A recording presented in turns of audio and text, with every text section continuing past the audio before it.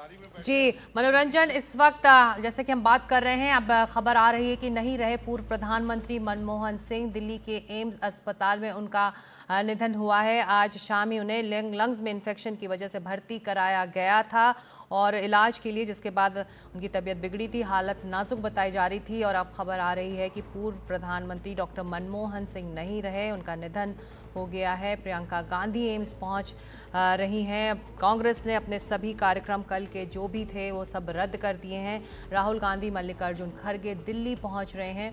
AIIMS में अब से कुछ देर पहले डॉक्टर मनमोहन सिंह का निधन हो गया है। लंग्स इन्फेक्शन की वजह से उन्हें एम्स अस्पताल में भर्ती आज शाम को कराया गया था। पूर्व पीएम डॉक्टर मनमोहन सिंह का पूरा परिवार इस वक्त एम्स अस्पताल में मौजूद है। केंद्रीय मंत्री जेपी नड्डा भी वहां पहुंच चुके हैं। और मनोरंजन, इस वक्त खबर आ रही है आधिकारिक तौर से कि पूर्व प्रधानमंत्री डॉक्टर मनमोहन सिंह का निधन हो गया है। मनोरंजन। जी हाँ, जैसा कि मैं बता रहा था कि आधिकारिक पुष्टि का इंतजार कर रहा था, लेकिन एक जो प्रोटोकॉल है वो पूर्व प्रधानमंत्री के निधन के लिए वो सारा कुछ फॉलो किया जा रहा था। लेकिन जिस वक्त उनको देर शाम में भर्ती कराया गया था एम्स में, उसी वक्त पता चल गया था, क्योंकि वहां पे जो सुरक्षा व्यवस्था बढ़ा दी गई थी।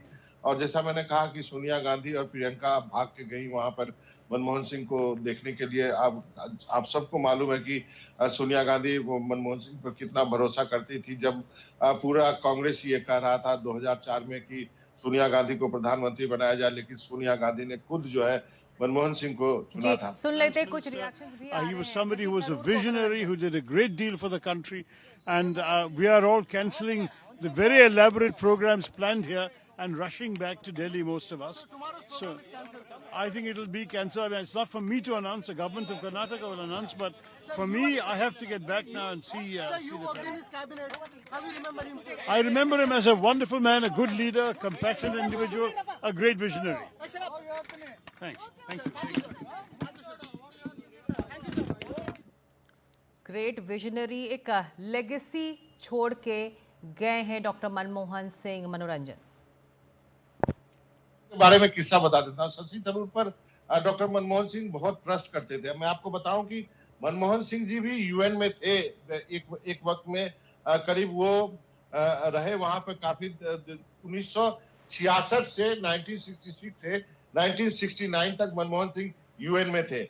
और शशि थरूर को मनमोहन सिंह ने काफी कोशिश की थी। मेरा डॉक्टर मनमोहन सिंह के साथ 2 बार यूएन जनरल असेंबली कवर करने के लिए उनके साथ न्यूयॉर्क और वॉशिंगटन भी मैं गया था। जब उन्होंने न्यूक्लियर डील साइन करी थी, तब भी मैं उनके साथ रिपोर्टिंग करने के लिए एनडीटीवी की तरफ से न्यूयॉर्क और वॉशिंगटन गया था। जब उन्होंने उससे मुलाकात की थी, उस वक्त भी मैं था।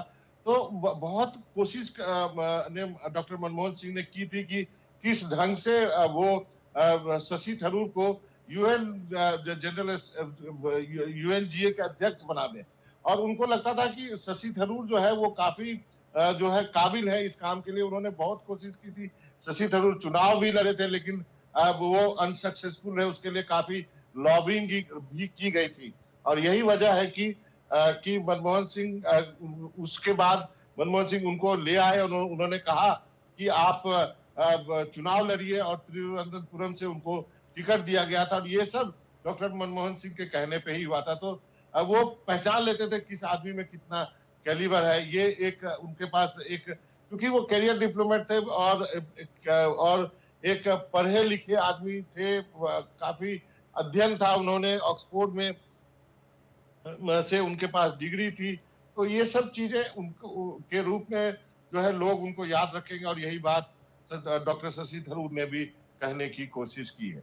जी, एक बड़ी राजनीतिक और आर्थिक विरासत भी डॉक्टर मनमोहन सिंह छोड़कर जा रहे हैं। मनोरंजन। जी हाँ, आपने आपने सही कहा कि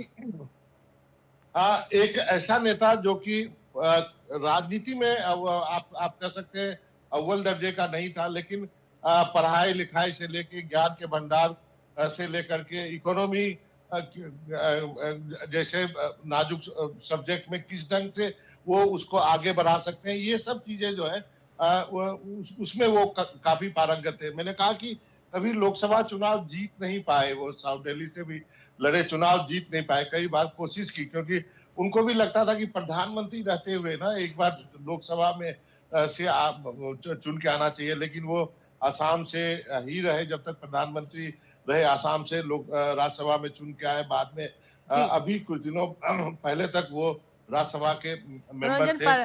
पल्लव एम्स में इस वक्त हैं, पर एम्स की तरफ से आधिकारिक पुष्टि हुई है, अस्पताल की तरफ से क्या कहा गया है, आइए सुन लेते हैं पल्लव से। पल्लव, एम्स ने इस बात की पुष्टि कर दी है, क्या कहा गया है उस बुलेटिन में? देखिए सिकता तो थोड़ी देर पहले ही जो एम्स की जो प्रोफेसर इंचार्ज है जो रीमा दादा, उनका जो है एक ऑफिशियल हेल्थ बुलेटिन जारी किया गया। उसमें बताया गया कि जो भारत के पूर्व प्रधानमंत्री हैं डॉक्टर मनमोहन सिंह, उनका जो है 92 साल की उम्र में निधन हो गया। बताया गया कि जो है शाम को 8:06 पर उनको लाया गया था और रात को 9:51 पर उन्होंने अंतिम जो है अपनी सांसें ली। और बताया जा रहा है कि जो है उम्र की संबंधित के कारण जो है उनका निधन हुआ है और जो है उनको बचाने की जो है भरपूर कोशिश जो है एम्स के तरफ से की गई। तमाम जो डॉक्टर्स थे वो उनको बचाने के उन्होंने हर संभव प्रयास किया, लेकिन अंततः जो है डॉक्टर सिंह को जो है नहीं बचाया गया। और ये कहा जा रहा है कि जो है रात को 9:51 पर डॉक्टर मनमोहन सिंह ने आखिरी सांसें ली है। अब तो थोड़ी देर पहले ही उनको लेकर यह अपडेट आया है और बता दें कि 8:06 पर उनको जो है एम्स लाया गया था। उसके बाद से लगातार जो डॉक्टर की टीम है वो उनकी जाँच कर रही थी और करीब जो है 2 घंटे के करीब जो है उनको जो है हर संभव कोशिश की गई, बचाने की कोशिश की गई। तो तमाम जो वरिष्ठ डॉक्टर थे एम्स के, उन्होंने उनको बचाने की कोशिश की, लेकिन रात को 9:51 पर डॉक्टर मनमोहन सिंह ने जो है अंतिम सांसें ली। अब फिलहाल जो है यहाँ पर जो है जो उनके परिवार के लोग हैं वो लगातार पहुँच चुके हैं, लगातार पहुँच रहे हैं, कई लोगों के आने का सिलसिला जारी है।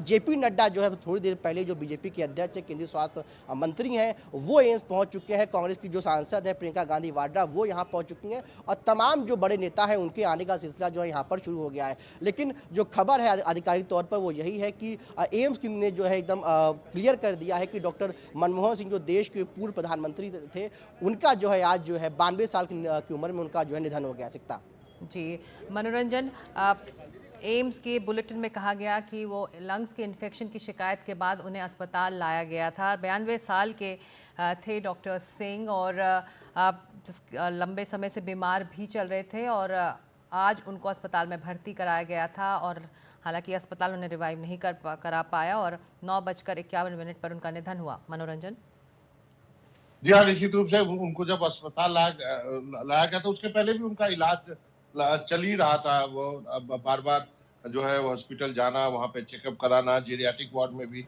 मैंने एक बार मैं एम्स गया था तो देखा था वहाँ पर उनका इलाज चल रहा था। तो उम्र की के साथ जो बीमारियां होती है, 92 ईयर की उम्र कम नहीं होती है। हालांकि मनमोहन सिंह जैसे शख्सियत को और जिए तो और देश को वो कुछ दे के ही जाते हैं, लेकिन ये बात तो जरूर है कि मनमोहन सिंह अब नहीं रहे। अस्पताल ने भी इसकी पुष्टि कर दी है।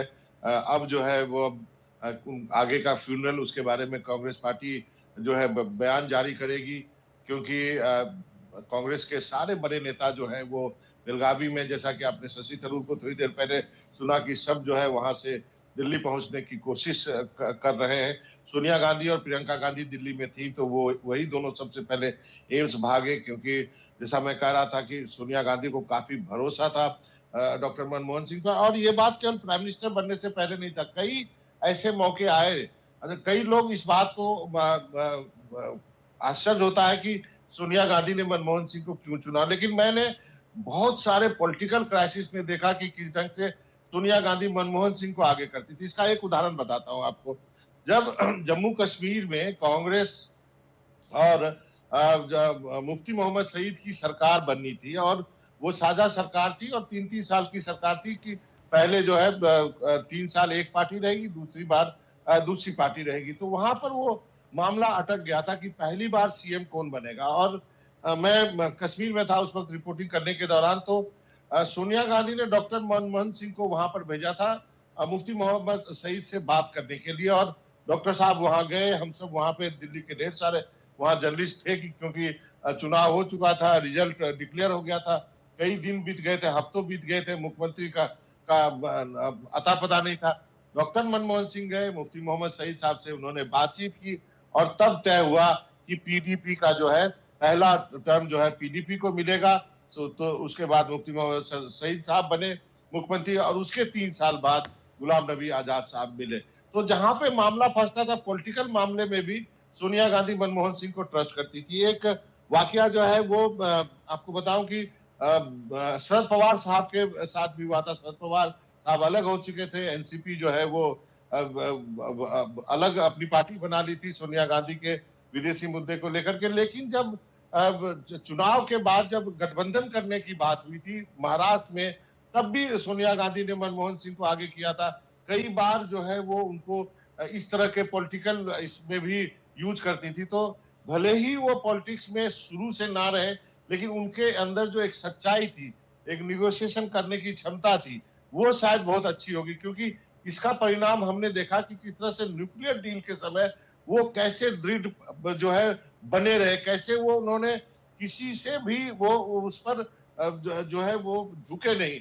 आपको याद होगा कि लेफ्ट पार्टी ने समर्थन वापस ले लिया था, उसके बाद किस ढंग से मुलायम सिंह से बात की गई, और फिर मुलायम सिंह के समर्थन से न्यूक्लियर डील को उन्होंने संसद में पास कराया। तो ये भले ही उनके देखने में शायद वो वैसे ना हो, आवाज उतनी भारी ना हो, लेकिन उनके अंदर एक शक्ति जरूर थी जिसकी वजह से वो भारत के प्रधानमंत्री रहे 10 साल तक। और ये उन्होंने कई बार कई मौकों पर दर्शाया।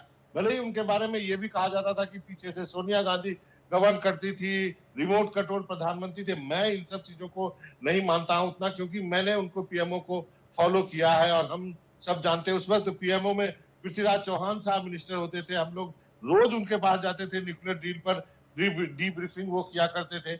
और उस वक्त लगता था कि डॉक्टर साहब जो है, हम लोग उनको डॉक्टर साहब ही कह के बुलाते थे, और जैसे चिल्लाते थे वो रुकते थे। कई बार मैंने उनके साथ जो प्रधानमंत्री के प्लेन में जो जर्नलिस्ट जाते हैं उनके साथ यात्रा की है। सबसे लास्ट यात्रा मैंने उनके साथ ईरान का उनका एक विजिट था, उस दौरान किया था। शायद वो उनका भी शायद वो लास्ट विजिट होगा। तो वो जो है प्लेन में भी जाते थे, हम लोग लौटते थे, प्रेस कॉन्फ्रेंस करते थे, और आपको पूरी आजादी होती थी, कोई भी सवाल पूछ सकते हैं।